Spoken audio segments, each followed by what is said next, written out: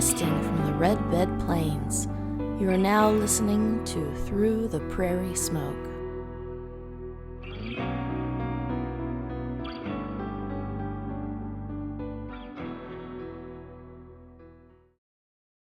Well, welcome back. Howdy. Glad to be here, y'all. Yeah. How you doing, Sweet Tea? I'm doing real good. How about you? Oh, I'm good. What you packing in that pipe over there? I went to my local tobacco shop across the street from my old place of employment, and they do some custom blends. And this blend is Toad Morton. Can't tell you anything else about it. I don't know. Like the name. Smells good. Who's Toad Morton? Have no idea. We could make up a story, I suppose. Wasn't he an X-Man? Ooh. You think that was Toad's last name? Potentially, yeah. Was the guy an X-Men fan? Ooh, maybe. Nice. Maybe. All right. So we've got... Are you relit over there? Yeah. We've got smoke to pass through here on the prairie. Mm-hmm. So let's kick off the second episode of Through the Prairie Smoke. And beyond. No, that's not it. It's just the title. So we're not going to do a big recap of what we talked about last time, because you should just listen to that. However it exists. Take it or leave it. Yep. In the MP3 file we email you,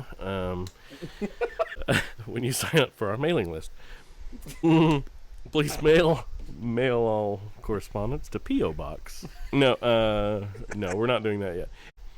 1840s America. That's where the Fox sisters are. There's a whole lot of new ideas in religion, a lot of Christian fundamentalism, but a lot of people have new ideas. Westward expansion. It's an exciting time. And religion is kind of that mixing of the genders for the first time as well. Men and women are practicing their religion in spaces together, not separate. So, women can't vote at the time, but this is a way into society. Religion's pushing to ban liquor. But anyway, that's what's going on socially during the time. And part of the reason why we wanted to start with the Fox sisters is kind of talk about our worldview and how we would be approaching these legends or myths or ghost stories or whatever we're talking about in this podcast. Just kind of set up these possibilities that we can consider. And we don't know, but this is what people say. And in some of the books that I read, they talk about liminal spaces, like the in-between spaces. And they can be extreme, like we were talking before recording. It can be, the ocean and the beach, and that space in between where, it's really different. You're right there at the ocean, but also there's still land there. It's the in-between place. Would that kind of be like the gate? Yeah. Between the cow and the other pasture? Yeah. Could be. Just that little space? Yep. I'm starting to understand. A doorway, any window. On one side, the thing is one thing, and on the other side, the thing is another. There are two realities existing at the same time, and you pass through it. It's not always extreme dualities, like it could just be your bedroom door in your house. Oh, in these spaces, that's where more activity can happen. More of the paranormal, spirits, ghosts, visitations, things like that occur more often in those types of places. And then there's this interesting thing in a lot of books I read. It's like, well, can people be liminal themselves? And that's something interesting about the Fox sisters. They themselves were already kind of two worlds, because I think they were born in Canada, came to New York, so, Canadian and American. They lived on a farm, and then they lived in a city, and then back on a farm again.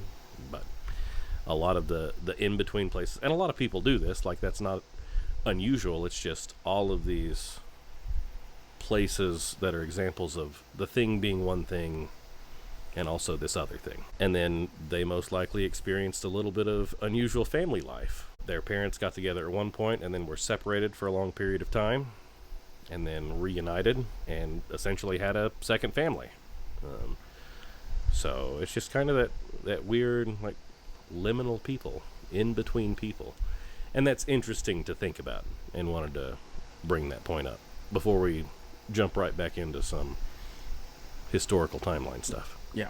So, we're off to Rochester, huh? I think so. Do we have a date for that? We're still probably in the middle of spring, or going into summer with going to Rochester. So. Okay.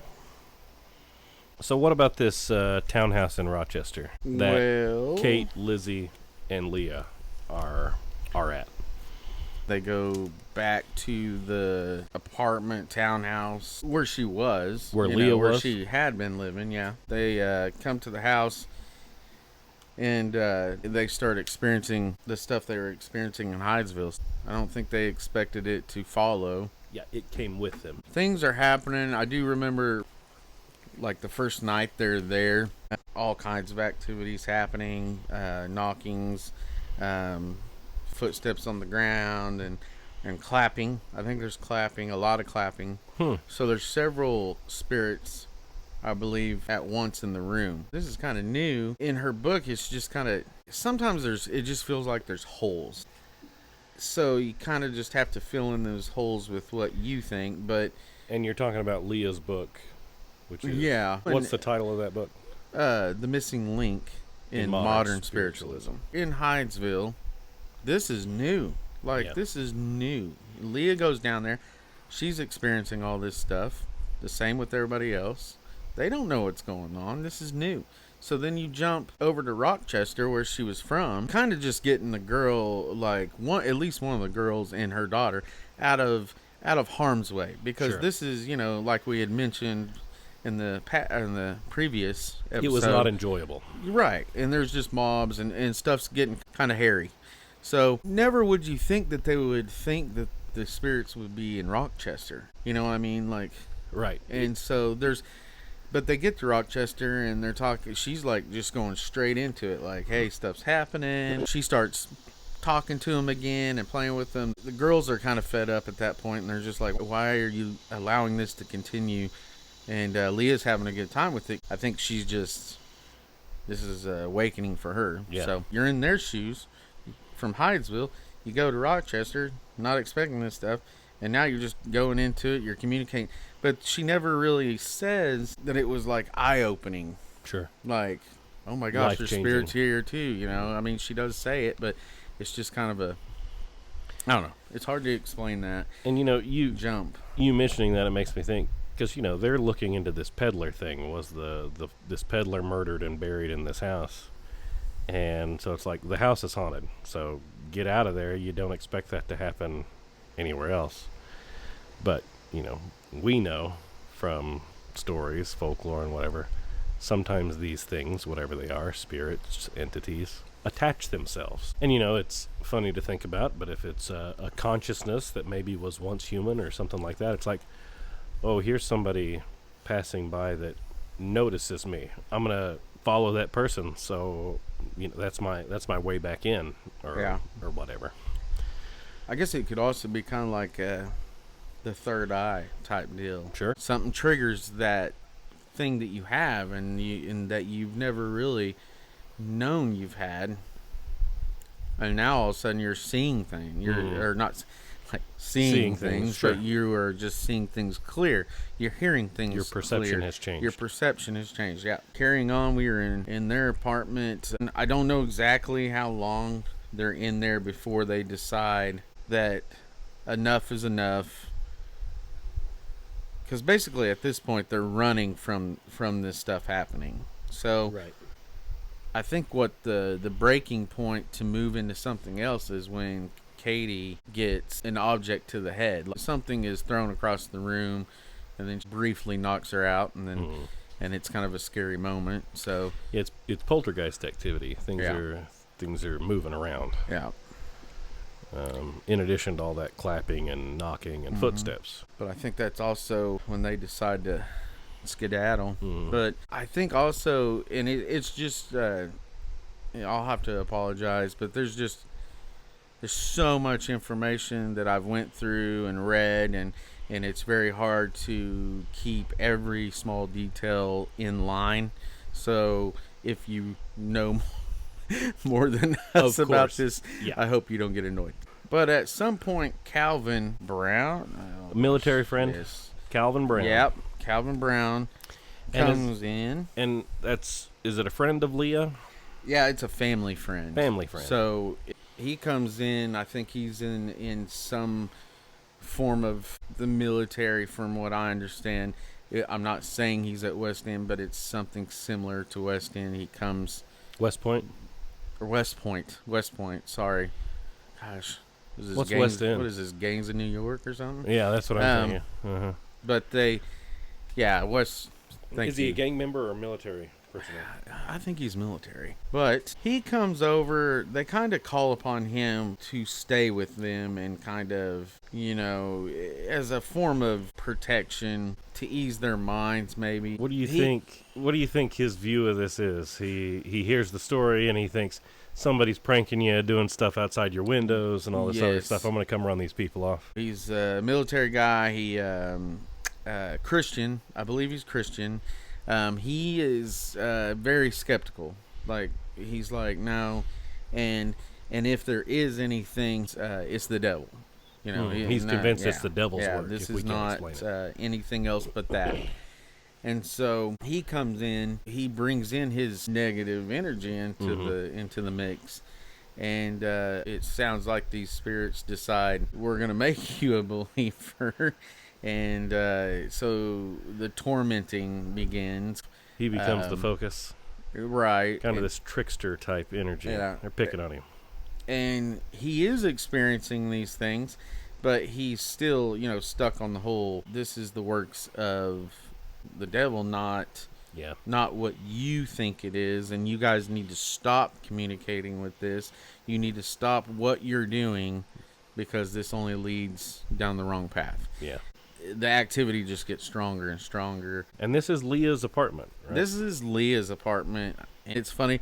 He's really skeptical.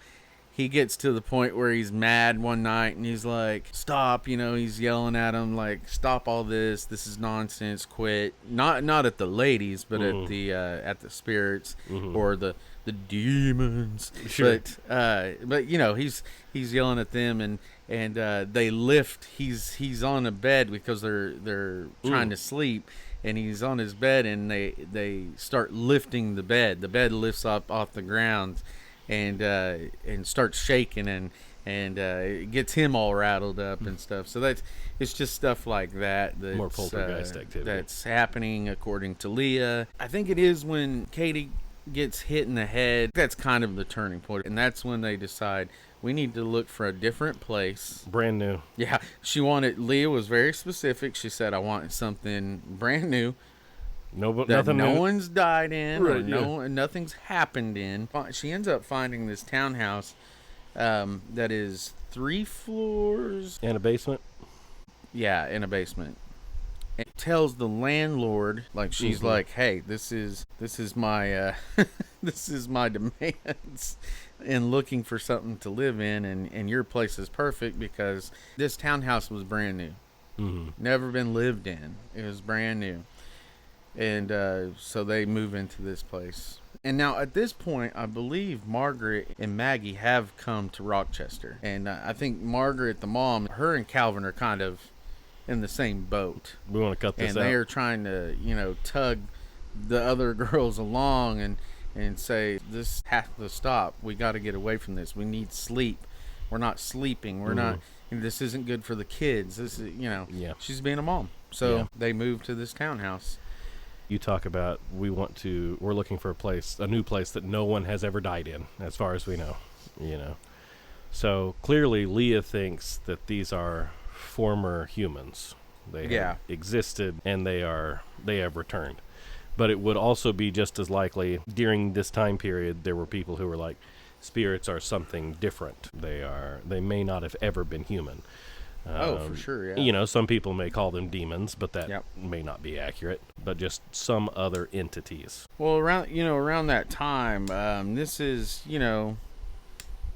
all just movements are happening left and right, and the perception really probably goes back really far before even moved to America. But Well, sure. Immortality is a big thing during this time period.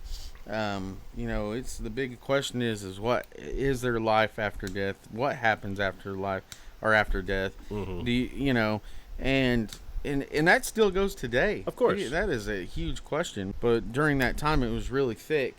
But most belief was that there are no ghosts, and you're not communicating with anybody. Once you're passed away, you're passed away, and you are moved on to either heaven or hell, or if that's what you believe, or whatever your belief system was. Right. But it was kind of a common thing amongst most of them that there was nobody you're speaking to, and if you are getting anything, it's going to be evil. Mm-hmm. So, and that's still a belief by people today as well. Yeah, it's just your belief and what. Yeah. Nobody knows. Nobody can say yay or nay because. Yeah, to satisfy me anyway. Yeah. They move into this new townhouse, and surprise, surprise, the whole gang's here. we're still talking. And I think at this point is when we really grasp the spirits have something to say, and it's something meaningful. I think at that point, imagine you're the spirit. Sure. Imagine if it's real. Let's say you're on the other side of the veil. You're just kind of floating out there, and you're speaking to other spirits. You're just living, living on the other side. And then all of a sudden something breaks through. Like, whoa, wait a minute. I've gotten somebody, or you are trying to communicate out, but nothing's happening. And then all of a sudden one day it's just like you make a noise or something, or your energy pushes through, and then you got somebody reacting. And then it's just, so it's exciting on this end. It's also exciting on this end. Sure. In my, how I believe it. Imagine that. Mm-hmm. And so this other side is desperately trying to reach out and communicate and spread what they know, the knowledge on this side, because nobody knows on this side what's happening on this side. Some people claim to know, but these people do. So I think that's why they're running into so much activity. I think it's just because they have that person or those people that we can see are reacting to what we have to say or we're putting out there. Yeah, we're going to follow those people. You're not just going to let them go, you know? So this is when we start getting actual messages other than outside of the Charles story. Just asking random questions and stuff. Out of that. This is when they actually start getting meaningful messages from the other side, and the spirits actually start saying, like, we're not going to answer your silly stuff anymore. We want to talk about big things. Yeah, it's like we have something to say, and we want to reach out and describe the important stuff that's happening on our end. From this point on, most of the stuff she talks about is actual messages, and she actually goes in there and tells what the messages are, and so in the beginning it's hey, we want you to spread the word to more people.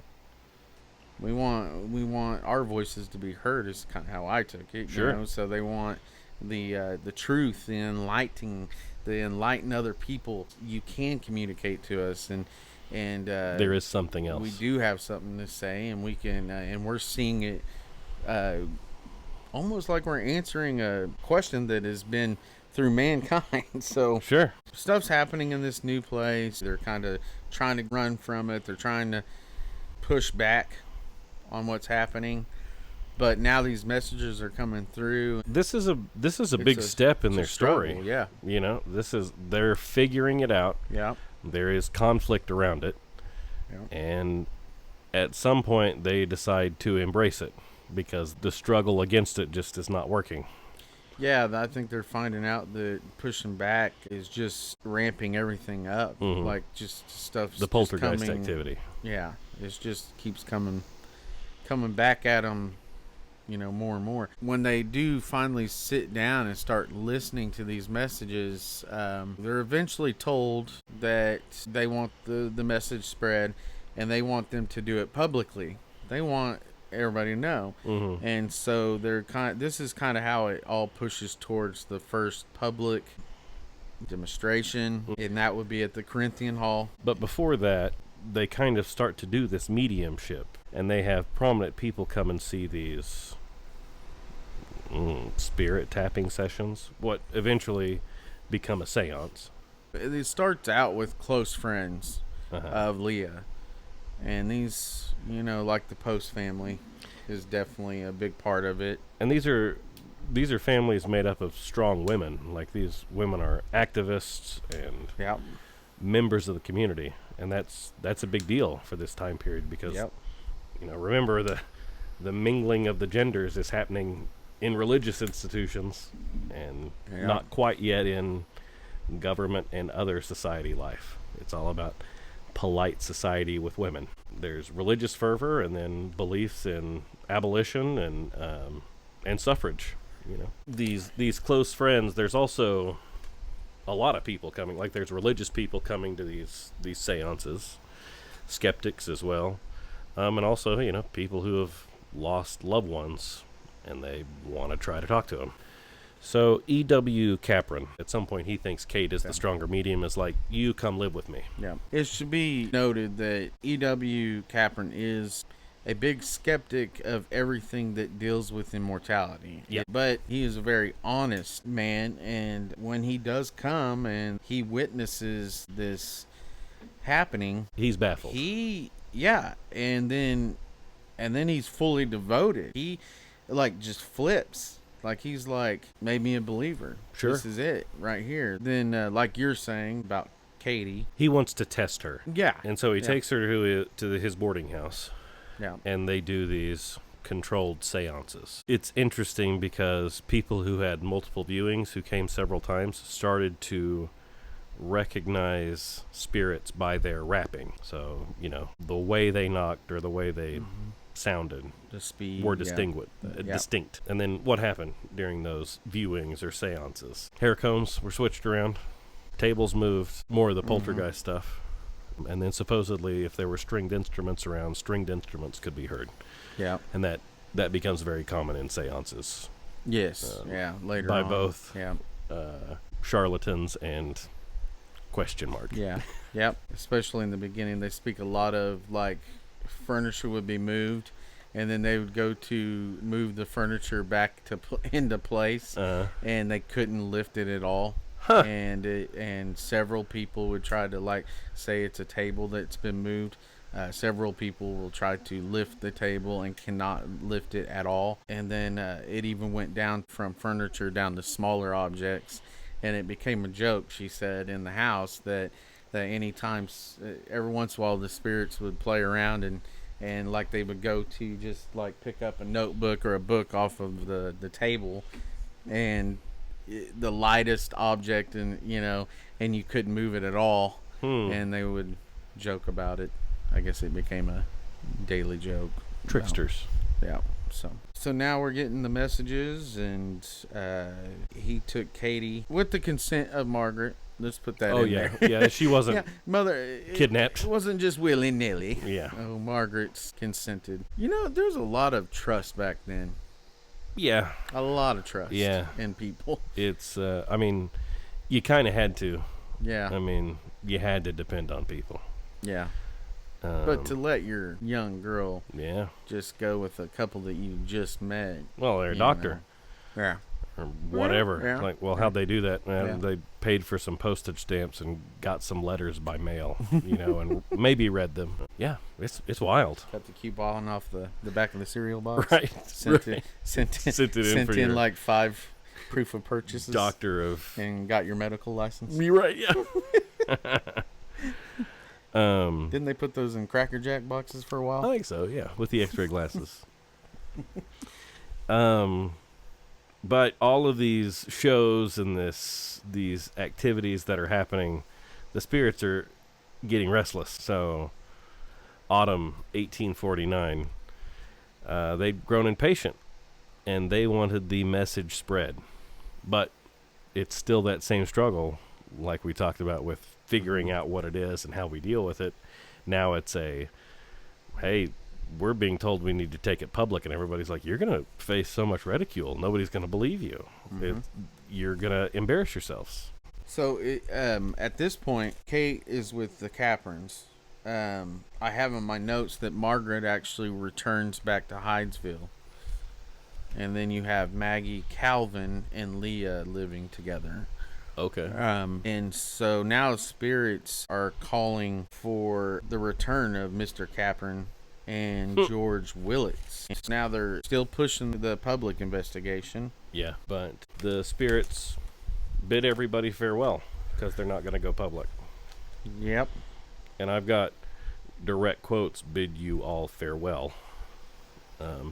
And that happened in the presence of Isaac Post, George Willits, Maggie, Leah, and then others, along with the Post family who were activists. And apparently there's a book, and I don't know how you pronounce this woman's name, Etta Hardin. She wrote a book called Modern American Spiritualism. But she had apparently conducted interviews with the people who experienced the spirit silence. And supposedly the younger girls, Maggie and Kate, were relieved. It was nice not having to deal with that. But the Posts and the others were very depressed by the spirit's departure. For, I think, the Posts especially, because they had lost very young children, at least one young child. And Kate and Maggie, and I guess Leah, were supposedly in contact with that child. So that brought their grief all right back. I mean, they lost their child, and then there was this kind of reconnection, and then it was gone again. Yeah. So it's not just this thing stopped, everybody can move on and be happy. It's like it meant so many different things to so many different people. Yeah. This is just an exciting new thing. Sure. And for it to just all go away, you feel like something's just, it's like a toy being pulled away from you. Yeah. And in the book, Talking to the Dead, the author mentions that the silence lasted for 2 weeks. But Leah describes it differently. What does she say? Well, she almost 2 weeks. She says 12 days. 12 days. So everything has been real quiet for 12 days. Mm-hmm. Some people feel real sad about it. Other people feel like this is normal and nice. But E.W. Capron and George Willits come back. Yes. And they're like, what's going on? There's still nothing. And then they're like, well, maybe they'll rap for us. And then the house just exploded in knocks and rappings, apparently. Yes. And now, again, the spirits are pushing for the public investigation still. Of course, the normal pushback is being ridiculed. And so, in her quote of the spirits saying, in their response to the fear of being ridiculed, spirits reply, "That will be so much the better. Your triumph will be so much the greater." And then Capron and the Willits were directed to set up meetings. Mm-hmm. And that's at the spirit's direction. Right. They were like, and the Willits should be in charge of the business aspect, the organizational aspect. Yeah. They direct them to do meetings at different private houses. This was to prove that they could rap loud enough in different settings. Yes, to be heard. Yeah. In a public crowd. Yeah. At some point, the spirits want them to hire the Corinthian Hall, which is going to be the largest in Rochester. Yeah. At that time. And I've got a note here that, I mean, we've talked about how big the newspaper was. Like, this is exciting news. Like, people are talking about this stuff. And a believer in spirit communication, who was also a newspaper editor, this guy's R.D. Jones. These tests that you're talking about in these other houses, he has this kind of cynical view that it's like, well, they were just, that's the publicity circuit. They're just drumming up interest. And maybe so. Yeah. But also, from the other point of view, it's like, no, we've got to make sure that we can communicate in all sorts of different settings, Yeah. Or let's see how much money we can make. Yeah. It is never said that they are charging money at true. At this point. At this point. They do. Actually, that comes further on, longer on. They do at the hall. Yeah, but that's because it's yeah. I don't know why. It's because. act like I know or something. It's funny because we keep mentioning this. In my notes, I do have Capron was directed to deliver the messages to the crowd. Mr. Willett is a businessman. They want him to be basically the manager. Right.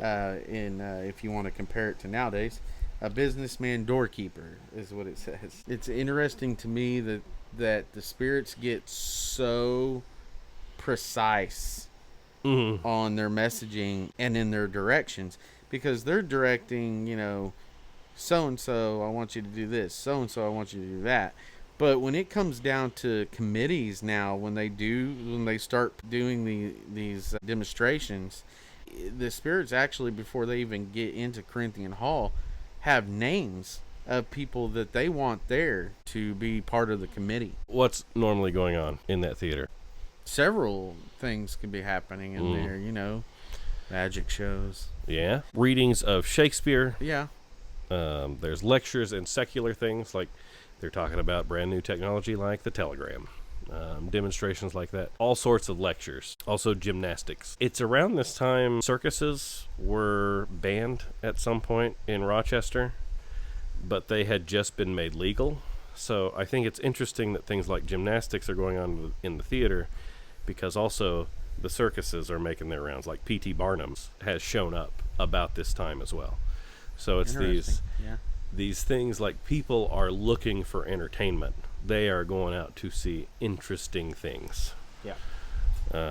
So we're primed. We're ready for this stuff. Yeah. November 14th, 1849. And it's decided that Maggie and Leah are going to do the show. And is that because we're worried about Kate's safety? Is she's the younger one, so... No, Kate's with the Capron still. Oh, okay. At this point. Yeah. Okay. Hasn't come back. So about 400 people showed up for that show on the 14th. The theater could hold a little over 800 people. So apparently there was 25-cent admission, but 50 cents could admit a gentleman and 2 ladies. Yeah, I thought that was interesting. Yeah. So how do you plan for an event like this? Like, this is brand new. So you are in charge. You're setting the stage yourself, because we know how lectures happen.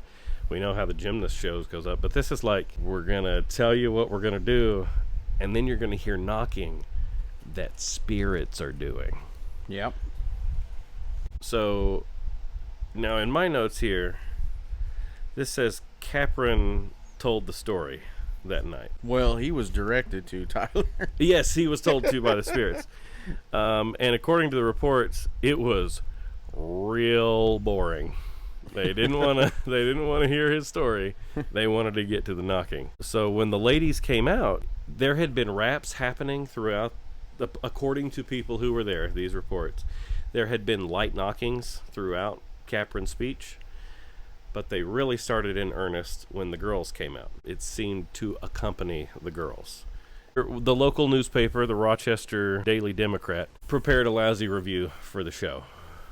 And that's just what you do, It happens in politics sometimes, too, if you're going to address a large crowd about some big thing that's happening. It's like, sometimes there's 3 different speeches out there based on the potential outcomes, So I'm just pointing out, this isn't all that unusual, but they had written in advance a story about how this thing was going to be a complete failure. But they didn't run that story. Yep. So that would lead me to believe that was a success. Somebody was moved. And so the next day, they have people who are like, okay, how'd you do it? Yeah. They're still not convinced. Right. And some of them don't want to be convinced. Right. Because we're watching magic shows and stuff Right. like that in the theaters. And it's just one of those things where it's like, I've been tricked, and this is a good trick. Yeah. Tell me about it. And there's other people who are like, oh my God, it's dead people you're talking to. Can we talk to my baby or, my dad, whoever. Like, so it means all these different things to so many different people. But they keep appointing different committees. And the committees are essentially there to prove this is something that can be explained rationally and through observable science. Yeah. There's nothing supernatural here. But they're not getting the answers that some of them want. So the first committee comes through, examines the girls, and they come back and they're like, nah, this is legit. Yeah. Then 3 different committees were appointed, a team of ladies appointed as well, so they could go into a separate room and do a dress check and all that good stuff. This is so funny to me. It's awful that people were put through stuff like this. Mm-hmm. But it's so funny to me how women are viewed. It's like, we can't touch these women. And we send other women in who have no real agency or responsibility of their own to go in there and report back to us. You know, and these women come back and they're like, they're not making any noise. They're not hiding anything in there. And the men are like, if we could only touch them, we would find what they're hiding.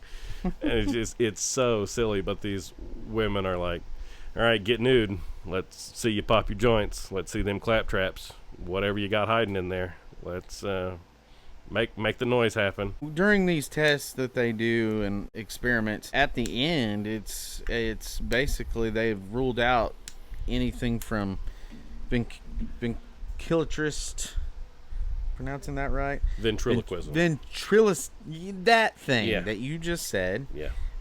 All the way to machinery. So they've ruled out, these girls don't have knocking machines in their boots. They're not speaking with their best Jeff Dunham impersonations. So they had rented out this theater. The first committee does this stuff. The committee comes back to the theater that evening, and they're like, we believe them. This is great. Talking to spirits. And people in the audience are like, rabble, rabble, rabble. That can't be true.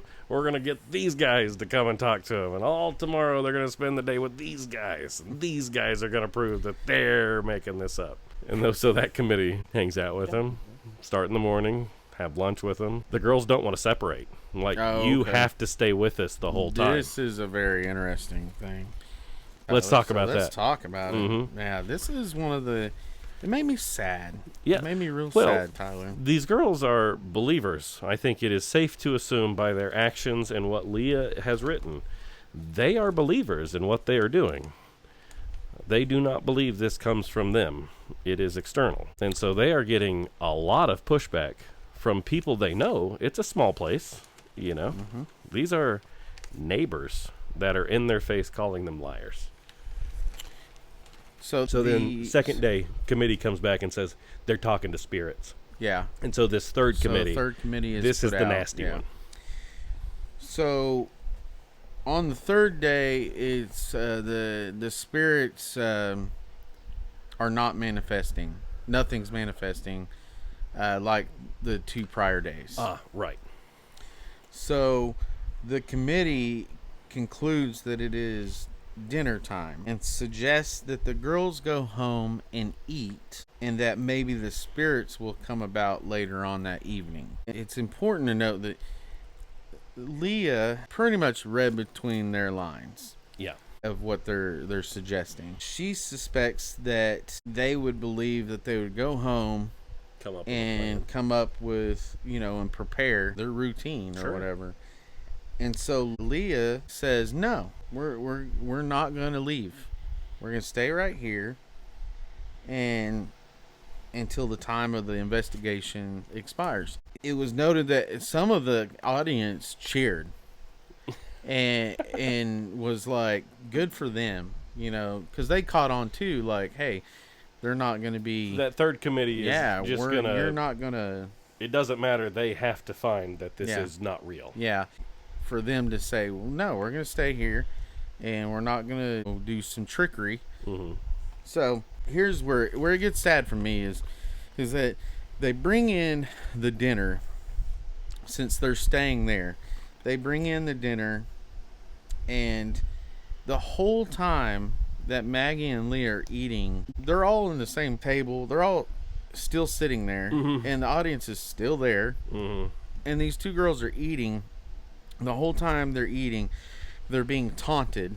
Yeah. And talked about. It gets so bad that, like, Maggie's in tears. They're just really distraught. So Now, as the taunting's going on, the table begins to rumble. One side began to lift, and then it drops. And then the other side would lift and drop. And it finally suspended above their heads. The table. The table. And that's what Leah has written about it. Huh. Yeah. The taunting, of course, stopped. Because everybody's in shock. Yeah. And then you have... They needed a demonstration. Yeah. So it kind of flip-flopped. It flip-flopped from them taunting the girls to... They're like, this just happened in front of their eyes, and now they're like, holy crap, we're wrong. Yeah. These poor girls, they're going through a lot of stuff that we just went through 2 seconds of. So, now they're supposed to deliver the reports. Yeah. So also, people are showing up to these things again. Like, this is spreading. Newspapers are publishing articles. People are coming in from around the area for these things. And it's getting kind of dangerous. Some informants and friends, they are, because, of course, after all that happens, they went home. And the next day or later that evening. I think it's the evening. And that they're supposed to read the reports, and they're actually being urged by friends and informants that they should not go back to the hall. Yeah. And Amy Post, being the old stubborn gal herself, was like, no, I'm going. Yeah. And also the spirits encouraged them to go, and basically said, you're going to be safe. They would be protected and not harmed. Maggie refused to go. She's had enough. She's been through, she's young. She's been through a lot, They also, at this point, the rumors are like this mob's going to show up and they could possibly get killed in this. Yeah. So she was refusing to go. Leah also feared that something would come of it. It says Leah feared that if they did not go, that it would spoil and run their success. Yeah. I think that's also another reason Amy Post is like, nah, man. Like, no, you've got nothing to hide. You need to get out there. Yeah. Yeah. And so Leah's like, okay, Amy, if you're going, then obviously I have to go. And then Maggie's like, oh my God, if both of you are going, I'm going to go too. But I think Maggie, she expected to be burned at the stake. Yeah, Maggie's refusing up until the minute that Amy they're walking out and the door. Leah are walking out the door. And she's all like, well, I can't let my sister go and get killed, anyway. So it's one of those kind of moments, And just women's place in society. It's just such a courageous moment. It's a story, but yeah, maybe it happened. But it was that third night, they were kind of acquitted. Like, they're still like, we don't know. They weren't quite, that's not quite true. But it was like, for most people, it was like, nah, these gals are legit. But there's some religious fanaticism that's going on. And they're disrupting these events. And things are getting rowdy. Yeah. Lots of sexism, apparently. Yeah. Men hollering at these gals on stage. And that's one of those things, if they're talking about this third committee and this society of women that they send in to check out these gals, like they're talking about stripping these young women down on the stage, and the audience is full of people who are like, yeah, we can imagine that, and that's always part of this culture as well. So they deliver the reports. The reports did not satisfy the majority of the crowd. There is a leader of a mob, Josiah Beisel. Beisel. Yeah. Or is how I would pronounce it. It's spelled like Bissell, the Bissell vacuum cleaner. Oh. But I doubt he was a vacuum salesman at this time. No, he may have changed his life after he went to prison and then came out and said, you know what? I suck. So do our vacuums. It's a perfect pitch. Yeah, it is. It is. But he, basically, he's kind of a leader of this angry mob. And mostly religious fanatics. Like, I think he's a preacher's kid. Yes. So he pretty much is like taking his mob and they're going to storm the stage. They're going to put a stop to this. Police had been notified. Yeah. There was rumors before all this was happening that this is a possibility that this is going to go down. Probably some of it was really just public knowledge anyways. Like, you can imagine what's going to happen. It was planned out. It was so bad. It was planned out that they actually had people in the back hallways and exits from the stage with boiling tar. They were ready to get down. And thankfully they were stopped by friends of the Foxes, but the police were also called in as well. So now the police show up just before the mob starts to rush the stage. Rushing the stage. A cool little story with that is that while the mob is storming the stage, the police start to come in and kind of intercept and line up along the stage. And while they're doing that, a guy rushes up on the stage and sits down between Leah and Maggie. Leah, being defensive, she didn't know who it was, and she's His thinking, intentions. "Oh God, this is one of them trying to attack us. They're gonna try to take us out of here." So she's kind of like, "Hey, what are you doing? Don't touch my sister. We're gonna beat your butt." And it turns out the guy is the chief of police. And he's like, "Hey, you're gonna be fine. We're gonna get you out of here." I thought that was kind of a cool, little tidbit. And that's the thing. Like, there's so many people that want to believe this. They're sympathizers or they're believers, and so it is interesting and it's amazing the important historical figures that interact in this story as well. And then, I've talked about the newspaper a couple times spreading the word. This is late 1840s,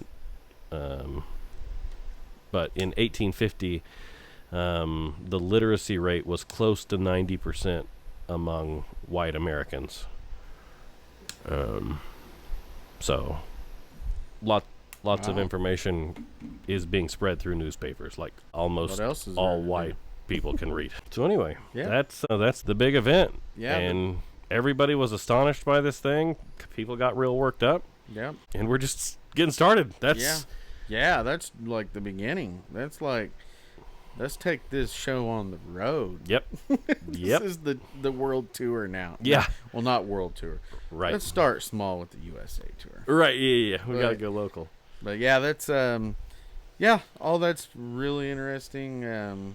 And it only gets more interesting as it goes. That's a big win for spiritualism right there.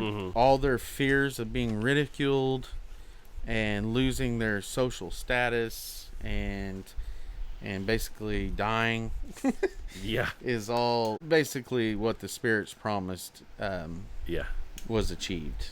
And so now, with that triumph, now you have more people, but also you have more confidence in Leah and Maggie and their friends. And this is a real thing we have, and we've won one battle. Yeah. And now it's time to continue with what they want us to set out for. So I think it just this is a big confidence booster. Sure. For them anyways. Oh, we can do this. Yeah. How was your pipe? Pipe was good. I've moved on to something different, but pipe was good. I'll enjoy that stuff. My cigar wouldn't stay lit. I noticed. So did we ever talk about what you were smoking? Oh no, it's Punch. So every year Punch comes out with around Father's Day comes out with a kind of like a limited cigar that and then they just kind of have like a little Father's Day theme type going on with it. Is that why it looks like a tie? Yeah. Well, last year was really cool because they were perfecto shaped, so they looked like little bowling pins almost, and they were robusto size. And the name of the cigar was Dad's Bod. And it was funny because it looked, like a little chubby guy. And they would put in what they did for the cigar ring is they put a tie on it instead of a cigar ring. So it was really funny. And then they would pack them in these cans. And then they had a 6-pack. You could buy a 6-pack that had 20. If there was 5 cigars in each one, so you had this little. No, it was a 4-pack. I'm sorry, a 4-pack, and it was like 20 cigars. And so instead of putting it in your traditional box, they put them in this 6-pack. And I last year I bought one. You could buy individual cans, so I bought one, and they were good cigars, but like anything that's limited, you start loving it and then it's gone. Yeah, it's but gone.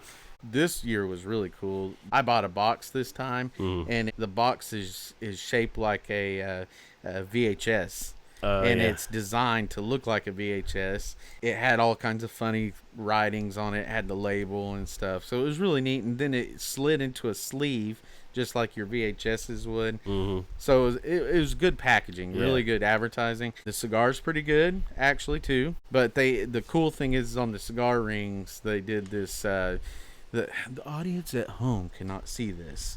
But the little tag that you would put on your home videos, like you would make your own home videos, and you'd have that little white tag that had the lines, so you could write, grandma's bar mitzvah or something like that. And is that how that works? I don't think that's how we're bar not Jewish mitzvahs work, but yeah, I just had like little home videos you could write on. Well, the cigar ring is that tape that you would put on there, and it has obviously it has Punch's name on it, and has a little Punch dude on it. And but it says Dad's Home Movies, and anyways, it's just and that was the label. It's those little things. Yeah, that's the cigar ring for the cigar. It's really really cool. That's cool. A little drawing. It's really cool marketing. Yeah. And I was once upon a time I was in an art school. Yeah. Making my parents proud. Yeah. With their money. Yeah. And then I dropped out. Well, but that's a story for some other day. Yeah. But I have the reason I say that is just I like art, and I think the packaging it really sells it for me. The cigar could be crap, and I would still buy it and be like, "These are amazing." Well, you have to convince yourself. But in reality, the cigar is pretty decent. So just wouldn't stay lit tonight. Yeah, it wouldn't stay lit. It is awfully humid. Hey, humidity. Yeah, thunderstorms rolling in out here. So that's Oklahoma for you. It is.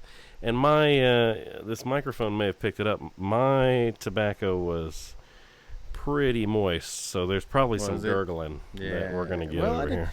I never heard you gurgling. Yeah, I'm sure the but right up here, right up here next to this, it probably. You like that? Probably a little gurgling. You like that? They didn't hear anything I said. If anyone is still listening, we apologize. All right, we'll see you next time with episode 3 of Through the Prairie Smokes.